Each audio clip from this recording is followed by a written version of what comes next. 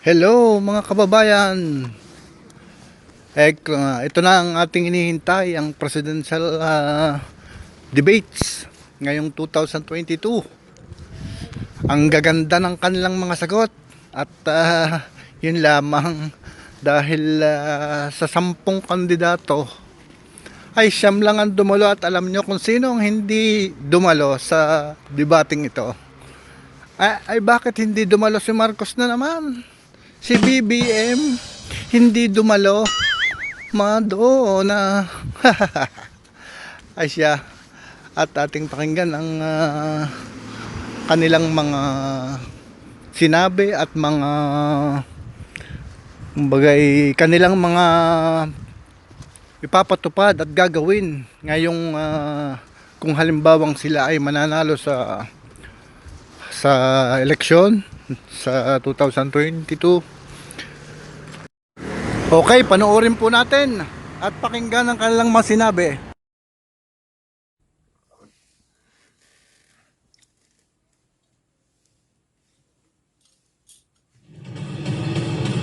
On a level playing field, taking the tough questions. But up to now, we're still considered one of the most corrupt nations on earth. Malaking bagay itong paglahok sa eleksyon. Sa pagkakataong ibinigay sa akin. Kung pagod na kayo sa kanilang dalawa, nandito po ako.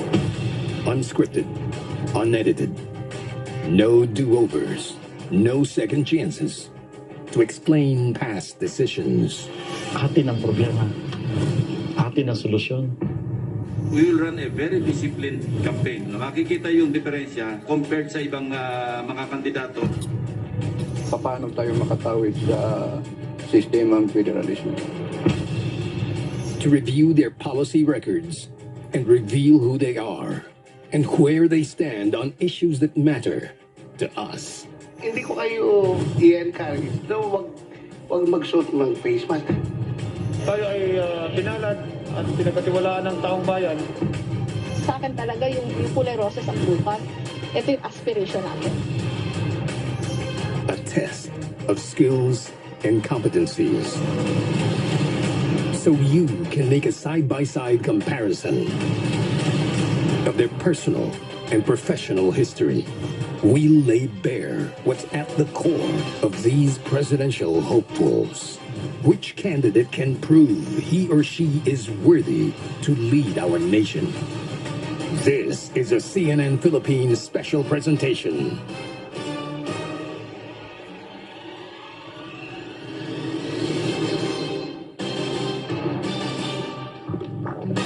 Magandang hapon po sa inyong lahat. Ako po si Pinky Webb. At ako naman po, si Pia Ontiveros. Democracy's best defense is an informed citizenry. Kaya tayo nandito ngayon to inform and serve you, our fellow Filipinos, ahead of the May 9th elections. Thank you very much to those of you who are watching on television and on our digital platforms. Salamat rin sa ating limited live audience ngayon dito sa UST. And of course, we'd like to thank members of our virtual audience. You can see them on our monitors. Maraming salamat sa Microsoft Philippines for making this happen. Pinky, andito na naman tayo sa UST. Kahapon lang, we had our vice presidential debate moderated by our colleagues Rico Hizon and Ruth Cabal. 7 out of the 9 vice presidential candidates were here. In 2019, 3 years ago, we had our senatorial debate also here at UST. And in 2016, 6 years ago, that's where it all started when CNN Philippines hosted the lone vice presidential debate with 6 candidates. 2 of them are now running for president. Thank you. Maraming salamat po, UST, for hosting our debates. And today, we want to dig deeper, better understand, and of course, challenge our candidates. Ito na po ang pagkakataon ninyo to compare them side by side. We will find out who is fitting, ready, and deserving to be the next Commander-in-Chief. And it's time to bring them in. Here are your candidates for President of the Republic of the Philippines. In alphabetical order, former presidential spokesperson Ernesto Abella.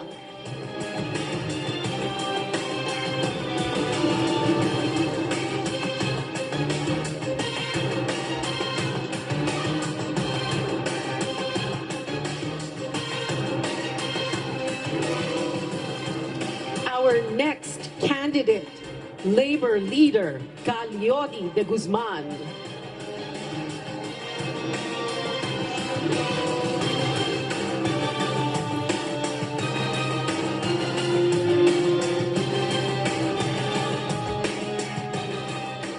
Next, Manila Mayor Isko Moreno Domagoso.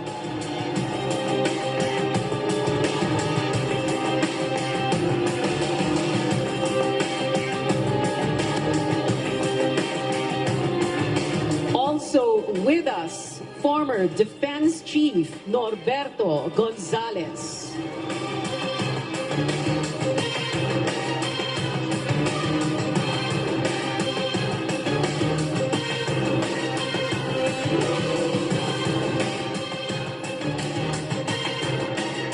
Our next candidate, Senator Panfilo Ping Lacson.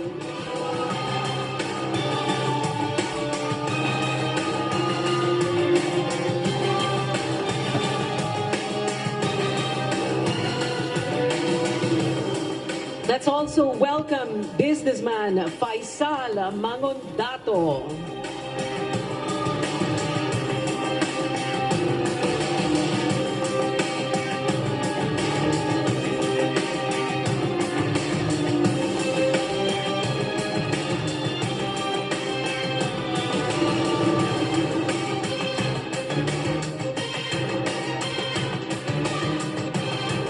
At this point, we'd be welcoming on stage former Senator Ferdinand Bongbong Marcos Jr., but he has declined our invitation. We will leave his podium here on stage. Our next candidate, Dr. Jose Montemayor Jr.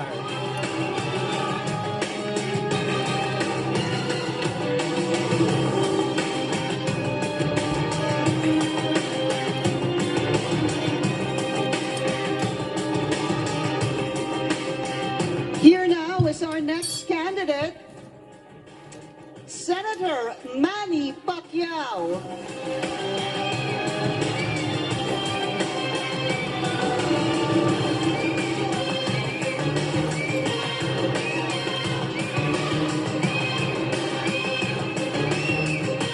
And finally, Vice President Lenny Robredo.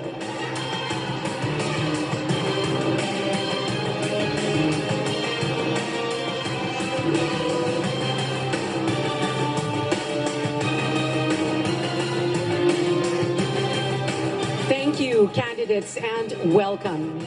It has become customary for candidates, particularly for president and vice president, to engage in a debate. It is a structured argument which requires rules, among them limits on speaking time to ensure fairness. Sa madaling salita sa debate, walang forever. Each candidate will be given 1 minute and 30 or 90 seconds, 90 seconds to answer general and specific questions. A general question will be answered by all. Candidates can interact through a rebuttal. For that, we'll give you each 1 minute to speak. Pero candidates, pakiusap lamang. Don't interrupt, please, when someone is speaking. Alang-alang po yan sa ating audience, sa ating mga kapwa Pilipino na gusto pong malaman ang inyong mga plano para sa ating bayan. Here's the thing. We will turn off your microphones when you interrupt to allow the person speaking to finish within the allotted time. Pag sumingit po kayo, papatayin agad ang mikropono ninyo. There are monitors in front of you to help you keep track of the time. You will hear this sound to signal you have 10 seconds left. You will also hear this bell or this sound to indicate your time is up. We also have provided you with a whiteboard and marker. They are behind you. We have a few questions that will require you to write down your answers. And last, we'd like you to know there will be questions that will be answered only via a show of hands. Now that we're clear on the rules of our debate, let's proceed with our first question. At the beginning of President Rodrigo Duterte's term in 2016, he said he will not condone corruption. In his last State of the Nation address, he said corruption was, quote, endemic in government. Candidates, endemic was the word used by the president, which means corruption is confined and widespread in government. It is a serious problem that we hope the next president will address with results. Here is the general question para po sa lahat ng ating kandidato. As a public servant or a civic leader, has an instance of corruption happened under your watch, and how did you deal with it? To give you a few examples, have you or your office been offered a bribe or commission or a kickback? We will have our candidates answer this general question in alphabetical order. Secretary Abella, you have a minute and a half. Yes. I was about 3 weeks into my position as a presidential spokesperson when I went to a fast food restaurant and somebody came up to me, a very well-dressed man. He said he was a businessman. And he said, and then he made an offer. He said, if you do this for me, I'll do that for you. I was really taken aback, but, and he asked for my number. I did not give my number, so that was it. But basically, it was it. It was the first time I was confronted by this situation. It is a serious problem. Ang susunod po, si Caliodi de Guzman. Pasensya na kayo, hindi ako naging opisyal ng gobyerno, kaya wala nag-aalok sa akin. At kung merong mag-aalok sa akin, sigurado i-reject ko. Pero sa hanay namin, walang ganyang kaso, kaya hindi nangyayari sa aming hanay yung ganyang mga suhulan. At hindi namin papayagan ang ganyang klase ng mga pagsusuhol dito sa aming hanay dahil hindi yan makakatulong para sa pagpapaunlad ng organisasyon, ng aming samahan, kaya dapat siyang nire-reject. So, Caliodi, para lang klaro, kung mahalal kayong bilang Pangulo, ano po yung gagawin ninyo kapag na-offeran po kayo? Makukulong yung mag-o-offer sa akin. Sa kayo mismo mag-aaresto? Makukulong yung mag-o-offer sa akin, kaya huwag yung gagawin. Salamat po. Ang susunod po ay si Yorme Mirisco. 90 seconds. 30-40 years, problema ng Recto simula Asuncion hanggang Abad Santos along Recto. Hindi marisolba. And then, I became mayor. Salamat sa mga taga Maynila. Binigyan nila ako ng pagkakataon. Gone in 48 hours. Somebody tried and offered. Nagpahatid. 5 million a day. But awa naman ng Diyos, 3 taon na, hindi pa sila nakababalik. Yes, it's true. They will try. They will approach. But depende naman yan, kung talagang gusto mo mag-ayos sa gobyerno, kayang gawin yung imposible, maging posible. Pangalawa, in the case of City of Manila as a government, we adapted to technology as like what my professor said. The only way to solve corruption is to limit human discretion in government transaction. And yes, we did. That's why we have gomanila.com. Awa naman ng Diyos, tumaas ang income ng Maynila, naging episyente ang koleksyon, wala nang diskresyon halos, hindi perpekto, pero unti-unti, naturally, namamatay ang korupsyon sa City Hall. And that can be done in the entire country from Mindanao, Visayas, and Luzon. Thank you, Yorme. Secretary Gonzales, sir. hindi ko maipaliwanag. Pero sa hinaba-haba ng aking paglilingkod sa gobyerno, walang nagtangka na mag-offer sa akin anything. Hindi ko alam kung bakit. At ngayon naman, kung tayo ay mapopwesto at titignan natin ang tungkol sa corruption, may nakapagsabi sa akin na bago natin tignan ang sutularin ng corruption, ay intindihin muna natin whether there is corruption in our systems or corruption has become the system in the country. Ako naniniwala na para bang naging sistema na ang corruption sa atin. Kaya kung sakasakali, pag-aaralan natin corruption as a systemic problem. Senator Ping? Salamat. Ang isang talaga may pagmamalaki ko sa aking serbisyo publiko, ni minsan hindi ako tumanggap ng suhol kapalit ng serbisyo publiko. Maging ang pabuya na ino-offer sa amin sa mga naililigtas namin ng mga kidnap ransom victims ay hindi namin tinatanggap. At ang sinasabi namin, we only did our duty. Ang isang hamon talaga na ito'y maliwanag, very vivid sa akin, nung ako'y maupo bilang provincial director sa lalawigan ng Laguna. No? Siyempre, may waiting doon sa Laguna noong araw, 1992. Ang initial offer, 1.2, inakyat pa ng 1.8, para lang look the other way, ika nga, no? Pinaglabanan ko ito sa unang flag raising ceremony sa provincial headquarters. Ang sabi ko sa aking mga sundalo noon, sa aking mga pulis, ano? Kung ako mabalitaan yung tumanggap ng suhol lagaling sa illegal na weteng, nandyan yung flagpole, itali nyo ako dyan at barilin nyo ako. Hanggang sa ako'y naging senador, wala akong pork barrel dahil ayoko mapagbintangan kasi nga ang perception, basta may pork barrel, sigurado may komisyon. Para kwentas klaras, hindi ko kinuha ang aking pork barrel at nananatiling malinis ang aking mga kamay pagdating sa korupsyon. Thank you, Senator Ping Lacson. Now let's go to Mr. Faisal Mangundato.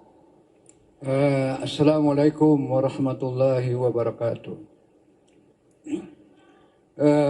Tuwing eleksyon ay palaging nababanggit yung mga corruption sa ating lipunan na paulit-ulit, pabalik-balik na hindi masolusyonan dito sa ating gobyerno. Sa anumang sangay ng ating gobyerno ay nandiriyan ang corruption.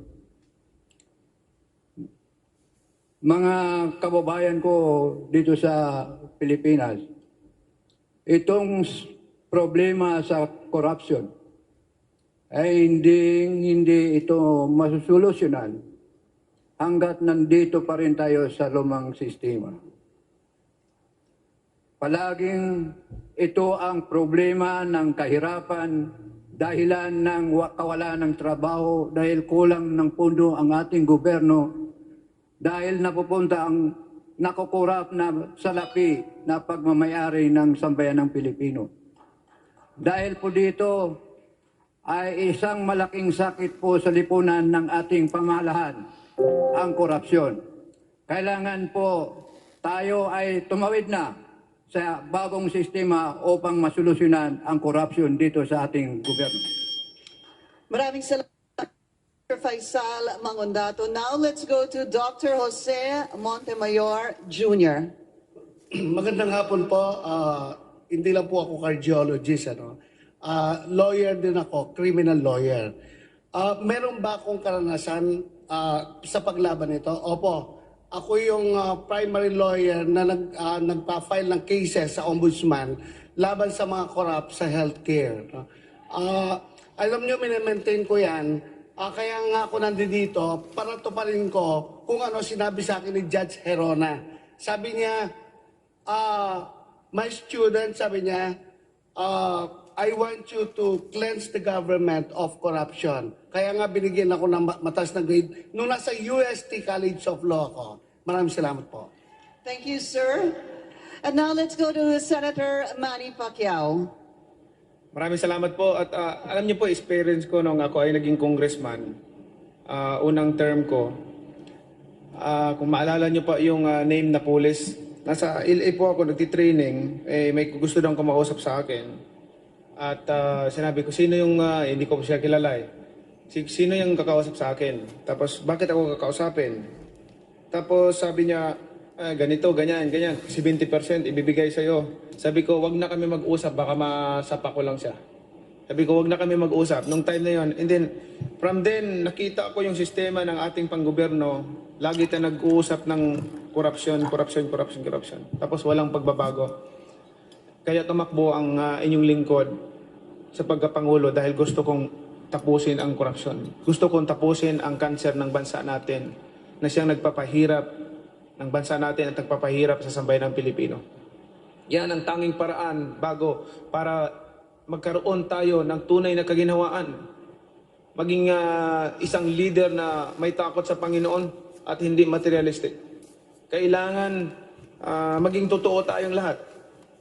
Marami ng eleksyon ang lumipas sa bansa natin. Ang gaganda ng mga pangako ng mga kandidato sa harapan ng tao. And yet, lalo pang dumami ang naghihirap dito sa ating bansa. Masakit isipin na makita ko ang mga kasama ko na nagugutom pa rin kung saan ako nanggaling. Salamat po.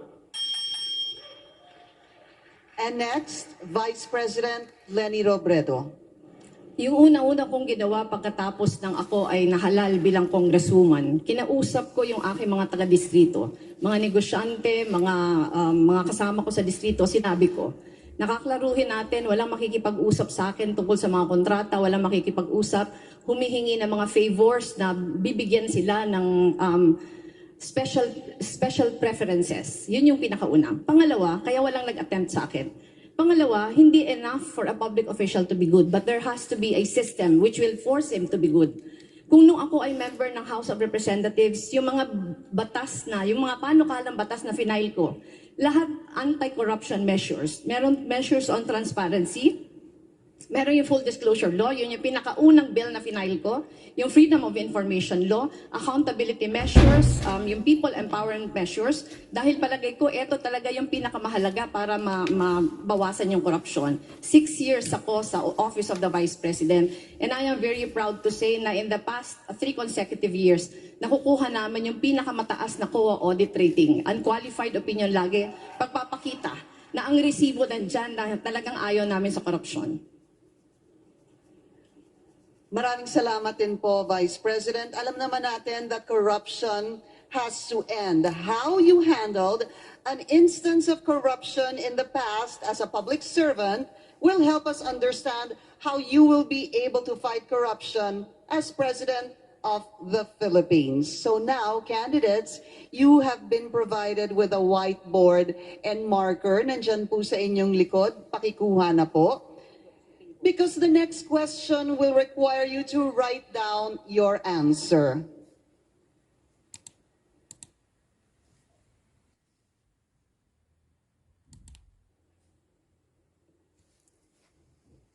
So, it's still on the topic of corruption. Ito na po ang tanong. Which government agency would your administration investigate first for allegations of corruption? Pwede rin po ang acronyms, kung maaari po, lakihan ang inyong sulat para makita po ng ating mga manonood. When you're done, we are going to ask you to please put up your boards. Wala na pong explanation for this. Gusto lang namin malaman kung anong government agency ang una nyong, yung inyong uunahin. So let's go ahead and go over their answers. Kay Secretary Abella, ang sagot po ninyo, BOC, Bureau of Customs. Customs din kay Calyodi. Customs din kay Mayor Isko. Customs kay Secretary Bert and Bureau of Customs kay Senator Ping. Si Mr. Pakitaas lang po ulit ha, sorry. Pakitaas lang po. Mr. Faisal Mangondato, IBDC 1? Huh? BOC. I'm sorry, it's BOC also. Okay, yan ang unang-una na kaya may number 1. Si Dr.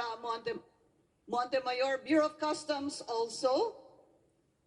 Senator Pacquiao, kayo po? Ay, isa lang po. Pili kayo ng isa. What is the first one? Department of Health for Senator Manny Pacquiao, and for Vice President Leni Robredo, yung una po, Bureau of Customs as well. Maraming salamat po sa inyong lahat. Hello, Bureau of Customs. Our next topic will be the COVID-19 pandemic. We're going back to March 16, 2020. That was the day President Duterte placed the entire Luzon under ECQ, Enhanced Community Quarantine. And this will be a very simple general question to our candidates. Where were you? And what were you doing in the days, weeks, and months that followed the initial lockdown ECQ in Luzon? We'll wait to hear from our candidates after this short break. And amid this COVID-19 pandemic, we know economic recovery is front and center of every government's forward-looking agenda. Candidates, we'd like to hear specifics about your plans. This is a CNN Philippines special presentation, the Filipino Votes Presidential Debate 2022.